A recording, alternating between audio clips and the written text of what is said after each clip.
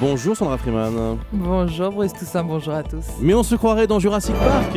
Non. Mais si. Vous me promettez un bel avenir. Mais absolument, absolument. Écoutez bien.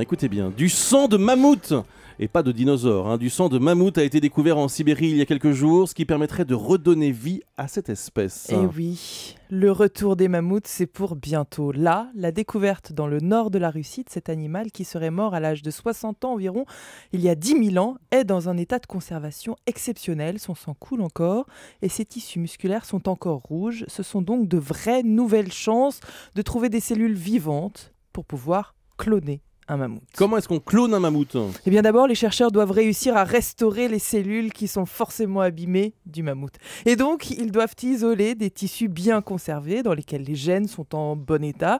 Ensuite, ils doivent isoler le noyau de cellules somatiques du mammouth. Ce sont ces cellules qui contiennent le génome complet d'un individu. Et il faut le transférer dans des ovules qui sont vidés, celles-ci de leur noyau, des ovules d'une éléphante. L'idée, après ça, est de pouvoir produire des embryons avec un ADN de mammouth qui seront ensuite placés dans l'utérus d'une éléphante d'Asie, par exemple. Le mammouth pourrait faire son retour en Sibérie. C'est bien probable, Bruce. Grâce aux progrès faits en biotechnologie pour manipuler l'ADN, faire revenir sur Terre une espèce disparue, comme le mammouth, est aujourd'hui à la portée des généticiens. Au-delà de la prouesse scientifique, l'idée c'est de pouvoir lutter contre le phénomène naturel de l'extinction des espèces, que ce soit sur les mammouths en Russie, le tigre de Tasmanie ou l'oiseau dodo, disparu au XVIIe siècle.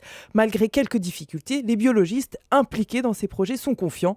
Ils pensent pouvoir remonter jusqu'à 200 000 ans en arrière dans l'arbre de l'évolution, largement suffisant pour ressusciter même l'homme de Néandertal.